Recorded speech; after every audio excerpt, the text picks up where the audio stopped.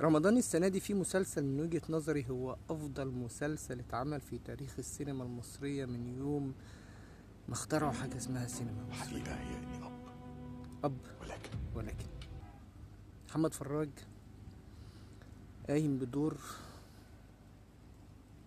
بجد دور مهم جدا، السبب في كل الحاجات الحلوه اللي انت بس للأسف وبابا عايز أنا مش هقدر أتفرج على المسلسل اللي أنا عارف إن هو يكون أفضل مسلسل في تاريخ السينما المصرية، لأن أنا عشت كل لحظة هتتعرض في المسلسل ده.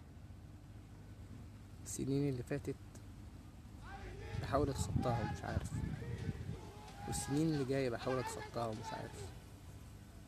البرومو عدى عليا قتلني، البرومو بس. بيقولوا اللي خلف ما ماتش. امال المسلسل كله هيبقى عامل ازاي؟ محدش بيقول اللي خلف مات.